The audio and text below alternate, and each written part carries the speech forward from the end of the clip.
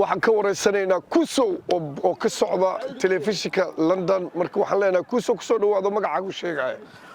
magacaygu waxa waaye Kusow waxa la yaqaanaa KS Media aan ku soo galaa meediyaha laakiin waxaan ka mas'uulahay maanta waxaan ka joogaa Puntland TV oo maanta marti ku ah ciyaarahan ka dhacaya Wembley oo lagu xusaayo maalmihii xorriyadda sida 26 June iyo 1 Luulyo oo ah maalmihii aan midownay waxa kale oo xafladaas noo sii dheer inay noo imaadeen marti nooga yimid Sweden nooga yimid waxa la dhahaa Streatham nooga yimid waxa la dhahaa Southall maadaama nooga yimid waxaan u leeyahay aniga waxaan ka tirsanahay aniga Wembley Carabi aniga waxaan ahayn teamkii hore ee Maxamed Caseer Wembley bilaabay ee ku ciyaari jiray inkastoo maanta uu naga maqan yahay aan u jeedin Umar Muuse oo asagana teamkaas kamid ahaa ay Maxambuube laakiin waxaan maleynaa anaga wakiil ka nahay waxaan rajeynaynaa ciyaaraha inay ku dhamaadaan si sharaf ah mar walba ciyaarahan waa la qabtaa inta badan Wembley way ku guuleystaan Wembley waa meesha ka soo bilaawata ciyaarahan Yurub markii la dhaho kadib waxay u gudubtay ilaa Sweden ilaa Denmark ayaga bilaabay inay meelahaas aadaan kadib Canada ay u gudbeen kadibna hadda waxay isku xireen ilaa Soomaaliya inay tagaan ilaa Djibouti inay tagaan Imaaraadka inay tagaan marka waxaan aad ugu faraxsanahay Soomaalida inay wali ay dhiman ay dad nool ay ku jiraan oo saan walaalo ah oo reer walba ka yimid waxa maanta aad ugu faraxsanoo kale inuu nala joogay Mo Faarax oo ah nin ay u baahan yihiin ilmaheena inay ku daydaan oo waxaan jecelnahay kale sida dadka la janka ah waaweyn inay meelahan oo kale marka loo qabanay imaadaan si ilmaha ay u helaan dad rol model u noqda ama ay ku daydaan waxaan leeyahay socdaal Rio waxyaabaha qabanayso aad ugu mahadsan tahay YouTube-kaada noo la soconaynaa insha Allah guuleysaan ku leenahay adigana Kusow yaa taageeraysaa aniga waxaan taageerayaa Wembley meesha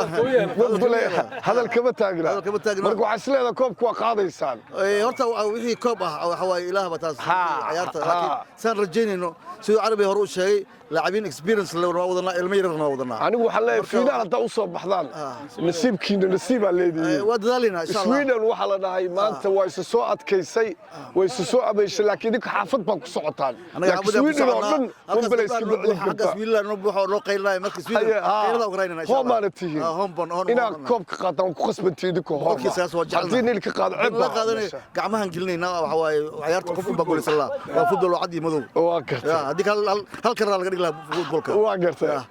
Kusow aad aan kugu mahadcelinaynaa Ramadaankii waa jiray waa laga soo qayb galay Wembley mar walba faraxsanahay Rio socdaal inuu yahay nin kaliya asoon lacag naga qaadan waxba naga qaadan meel kasta u taagan inuu meel kasta oo Soomaali wax ku leedahay inuu free wax ugu sameeyo YouTube-ka la socda intaas waan igu dhiirgelinayaa idinka maasan YouTube waxa lagu galaa Rio socdaal aad u mahadsan tahay waxaan kaloo wareysanaynaa guddiga Wembley member kamid ah shakhsi ka shaqeeya walaal ku soo dhaw magacaaga noo sheegay Assalaamu alaykum wa rahmatullahi wa barakatuh magacaygu waa Maxamed Caseer odayaasha Wembley aniga Kusow iyo ragaan cilmi horta ku faraxsanahay maanta in 5 team oo ilaa Sweden ilaa Northampton London isku yimaadeen dad badan oo odayaasha hore banooniga ciyaari jiray dad dhalinyartii cuslaatay oo tournamentka ka qayb gali jiray waa ku faraxsanahay intaas oo dhan marti galino maanta anagoo reer Wembley waxaan rajeynayaa inaan koob guuleysan doono hadduu Ilaahay idmo si nabad iyo eedaab noogu dhamaataan jeclaan lahaa Kaal Bashiir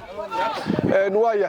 ka waran koobkan meeqa tiim isugu yimaadeen والله كوب كان وجود 5 تيم أو from Sweden to Northampton to London واقرتي وشكذا وشك علوسوا أبابل كان كورن سيدا أو أبابل شيء والله أبابل كده مرتي وفهم سا مرتي علوسن واجوجان إن لا كمديت قريه ولكن إله وحول بنفذه سف عنه كسعة أبابل كم سهلنا إن أنت صوت تيم سوق كنتان قار كم إذا فول برنا وحتى كتير مو فرح مركب واحد سهلا معهن أنت إنه كقات أنت إلى أباب الشان والله نيو هذا ضدك دليرت أصحابتي إذا سيد رجعان محمد بوبي ياسين يرجع حسين دقي رج لونج تام كسو جروا marka shaqadan waa easy ba u tahay laakiin ma sahlana tiimamka waaweyn markii la dhahayo sida Wembley koobka lagu qabanayo national teamka Chelsea Arsenal wax footballka wax sahlan ma ahan marka caqabado meena kugu imaatay wallahi caqabado iska imaanayaan because timing ka problem dadkaas oo qof walba timekiisa ina la isku soo aadiyo waa ciyaarihii mainly I think timing is the problem but the rest will be okay haddii eedaabta iyo anshax la ilaaliyo waa wax walba sidii loo rabo ku dhamaanayaan waa gartay arbitrayaasha meeqa arbitra ma haysataan marka ciyaarahan oo kala qabanaysaan la arbitrayaasha waa ragga meesha taagan dhan professional player waaye arbitrayaal iyo advisor iyo manager nuguma yara arday bi nuguma yara kuusona waa nin intaas asaga sida hadda maanta adiga media noogu joogtid intaas dhan ninkii ka fargaleyn jira waaye wixii arimahaas dhan asaa xataa ka sii hadli kara kuusoo saaxiibka waxa kale jiro inaan maanta haysan alxamdulillah ilmihii aan dhalnay inay koreen oo kala jooyin ka baxeen ayagoo bi ama soo bartay arbitrnimo ama sida ciyaaraha loo maamulo ay joogaan kusoo aad ba u mahadsan tahay wayna kaga mahad celinaynaa waxaan isku soo abaabusheen ma sahlana in hal tiim la isku keenaana sahlanayn Soomaali 11 qofood in meel isku keeno oo 5 la ciyaarsiiyo baan sahlanayn 5 tiim oo dibadaha ka imaaday oo aad isku keenteen arbitrayaal u sameyseen waxyaabo badan aad ka caawinaysaan sida Sweden xaflado badan baa u qabateen marka wax sahlan ma ahan waxaana qabateen Wembley aadaan kugu amaanaya shaqadan aad qabanaysaan shaqo sahlan ma ahan waxa la rabaa 30 sano qaar waxa soo wadeen 15 sano qaar 20 sano soo wadeen qaar idinkii baa ciyaari jiray idinkii baa ku duqoobay ciyaalkiinii baa wada marka wax sahlan ma ahan teeda kale caruurteeni meel walba ayay daadsan yihiin waxa kaliya oo lagu soo qaban karo waa football weeye oo dadkana walaalayn kara marka waa maasanta adigana waxaan ku faraxsanahay sida waxba qiimo yeelan haddii media ay joogin waxaan sameynayno maadaama ay qiimaheeda ay tahay wax ka harayo maadaama aad xasuus reebtay taariikh aan reebtay video fiican naga duubtay waa ku maasanta adigana mar labaad kuusoo aad iyo aad baan kaaga mahad celinayaa wax sahlan ma reer Wembley waxa way inaan certificate ama taalo loo dhiso weeye because waxay ka fadhiyaan yani national teamki Soomaaliya sportski Soomaaliya waxa ugu dambeysay 30 sano ka hor meel uu ka baxay lama yaqaan marka reer Wembley shaqo badan bay hayaan wax badan bay isu keeneen Soomaaliya oo dhan bay walaalayn karaan marka waxa leenahay meeshaan waxaan ku haystaa laba lajan oo aan isku raadinayo 10 sano ka badan marka nasiiba u leeyahay labadoodaba inaan maanta war ka qabanno magacaaga mufti ku soo dhawo بسم الله الرحمن الرحيم ومقعيكم محمد عمر مفتين waxaan aad ugu faraxsanahay horta inaan ka soo qayb galay ciyaarahan maanta halkan lagu qabanayo runtii oo ah ciyaaro macnaha aad u qurux badan waxaas taas iiga sii farxad badan inaan maanta aan halkan ku kulanay saaxiibkay Cabdiqaadir Xuseen Xasan Carabi oo ah macnaha aan isku tiim nahayn muddo badan isla soo qaadan wali tiimku waxa ka sii horeeyay iskuul aan nahayn oo iskuul isla soo dhiganay dugsi hoose dhaxeeya isla soo dhiganay macnaha isku koox aan nahayn muddo macnaha walaalkay ila dhashay reality marka waxaan aad ugu faraxsanahay inaan maanta meeshaan aan ku kulanno saaxiibkay waxaan leeyahay waa dhowahay waa ku faraxsanahay inaan la kulmo maxamed cumar calasow muftan wuxuu ahaa saaxiibkay isku naadiyaan ahayn dugsiga hoose dhaxaysan dhiganaynay ninkan wuxuu ahaa ninka geeska nooga ciyaarayay oo kubadaha inta badan isaga keenayay anna waxaan ahaa ninka u tuuri jiray maadaama waa nin aad u orod badan marka in muddo ah aan la koobi karinaa waqti soo qaadanay nolosheenna inta badan cimrigeena waa ku faraxsanahay jaaniska adiga aana siisay inaan labadeenna meeshan aan idaacaddaada ka hadalnana waa fursad aad u weyn oo qaali ah aad iyo aadaan kaaga mahad celinaa tiimkii idinkoo xusay tiimka muxuu ahaa naadiga warshadaha naadiga sancada markaas yaa tababarayni ahaa macalinka xulka qaranka Soomaaliya Allah u naxariisto wanaga hooseeya maanta waa u duceynay macallin Cabdi Budiiste naxariistii janna Allah geeyo waa sax weeye marka tiimamkiini waa aad waqtigiina aad waqti fiican baa soo qaadateen waa la soo jaan qaadeen ilaa kubadda ilaa haddana waa isdaba socotaan والله waxaan kala hadal karnaa oo kaliya qabriga waan gartay meel lagu kala haro kala malaha sida kale aan kala harayna malahan intan waxaan salaamaa dhammaan wixii aan isku naadi ahayn oo dhan dalka gudihiisa iyo dibaddiisa ayagana waa salaamaa waqtiga quruxda badnaa aan qaadanayna waa waqti aan ilaabi karin oo taariikhda xusi doonto marka aniga warka maadaama hore ay ii wareysatay warka waxaan ku wareejinaa walaalkay maxamed cumar muftid ku soo dhawow runtii saaxiibkay hayga tegin waxaan ku faraxsanahay runtii saaxiibkay carabey xusuus badan ayaan leenahay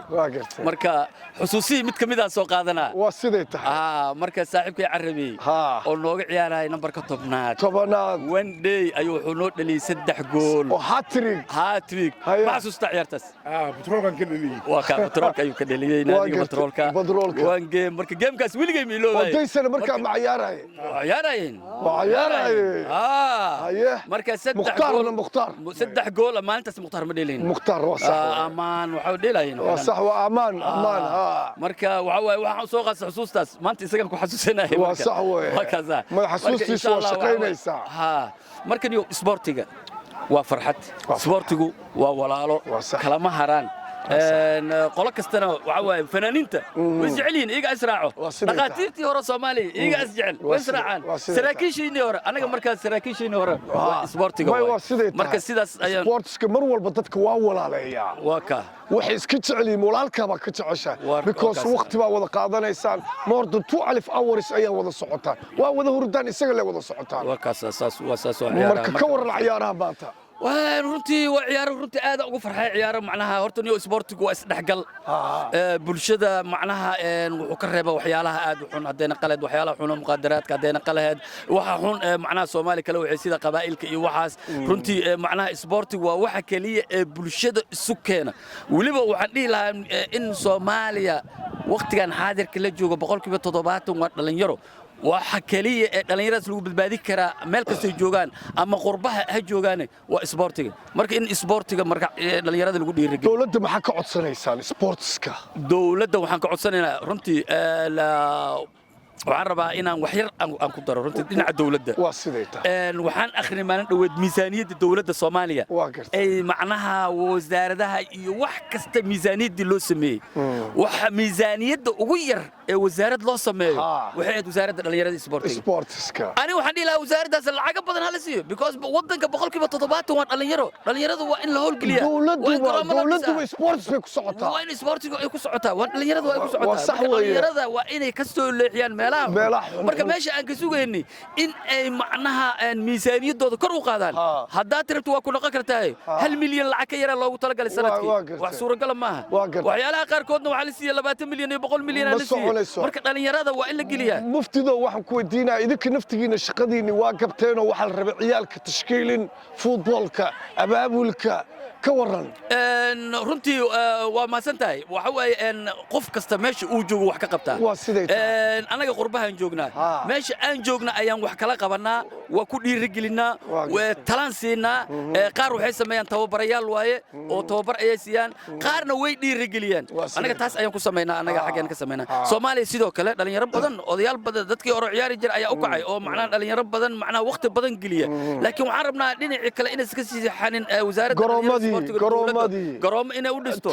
gobolada inay garoomo ka dhisto muqdisho kaliya ma aha ciyaartooyda mushaar loo qoro si niyadda ugu dhismato waxaas oo dhan waa dhiirigelinta dharkii kabihii qalabkii waqtigan xaadirka la joogo xogaa xamalaysaa casri inay naqdeen oo anaga waqtigeena lama heli jirin qalabka ma la heli jirin